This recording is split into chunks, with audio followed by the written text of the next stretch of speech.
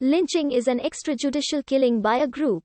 It is most often used to characterize informal public executions by a mob in order to punish an alleged transgressor, punish a convicted transgressor, or intimidate. It can also be an extreme form of informal group social control, and it is often conducted with the display of a public spectacle for maximum intimidation. Instances of lynchings and similar mob violence can be found in every society.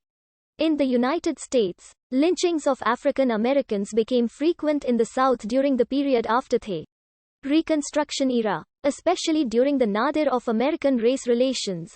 The origins of the word lynch are obscure, but it likely originated during the American Revolution. The verb comes from the phrase lynch law, a term for a punishment without trial. Two Americans during this era are generally credited for coining the phrase: Charles Lynch and William Lynch, both of whom lived in Virginia in the 1780s. Charles Lynch is more likely to have coined the phrase, as he was known to have used the term in 1782, while William Lynch is not known to have used the term until much later. There is no evidence that death was imposed as a punishment by either of the two men. In 1782, Charles Lynch wrote that his assistant had administered Lynch's law to Tories for dealing with the Negroes, and c. Charles Lynch was a Virginia Quaker, 23ff planter, and patriot who headed a county court in Virginia which imprisoned loyalists during the war, occasionally imprisoning them for up to a year. Although he lacked proper jurisdiction for detaining these persons, he claimed this right by arguing wartime necessity. Subsequently, Lynch prevailed upon his friends in the Congress of the Confederation to pass a law that exonerated him and his associates from wrongdoing. Lynch was concerned that he might face legal action from one or more of those he had imprisoned, notwithstanding that the Patriots had won the war.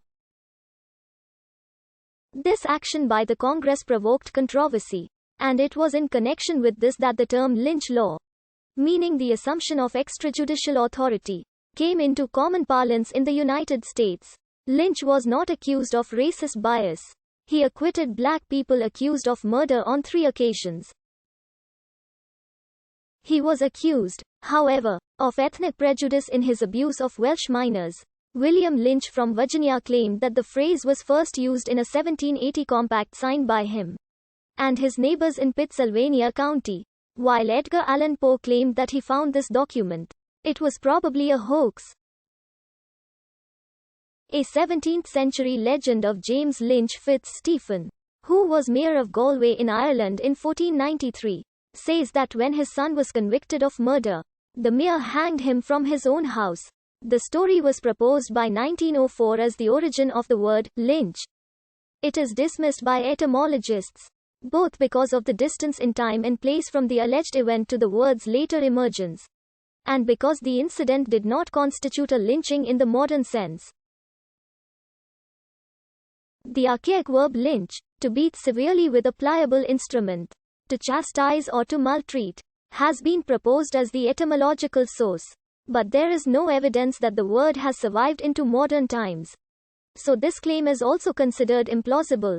16. Every society has had forms of extrajudicial punishments, including murder. The legal and cultural antecedents of American lynching were carried across the Atlantic by migrants from the British Isles to colonial North America. Collective violence was a familiar aspect of the early American legal landscape, with group violence in colonial America being usually non-lethal in intention and result. In the 17th century, in the context of the Wars of the Three Kingdoms and unsettled social and political conditions in the American colonies, lynchings became a frequent form of mob justice when the authorities were perceived as untrustworthy. In the United States, during the decades after the Civil War, African Americans were the main victims of racial lynching. But in the American Southwest, Mexican Americans were also the targets of lynching as well. Lynching attacks on African Americans, especially in the South, increased dramatically in the aftermath of Reconstruction. After slavery had been abolished and freed blacks gained the right to vote. The peak of lynchings occurred in 1892, after white Southern Democrats had regained control of state legislatures.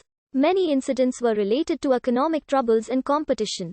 At the turn of the 20th century, Southern states passed new constitutions or legislation which effectively disenfranchised most blacks and many poor whites, established segregation of public facilities by race, and separated blacks from common public life and facilities through Jim Crow laws. Nearly 4,800 Americans, including 3,446 African Americans, were lynched in the United States between 1882 and 1968 in what has been termed by historian Thomas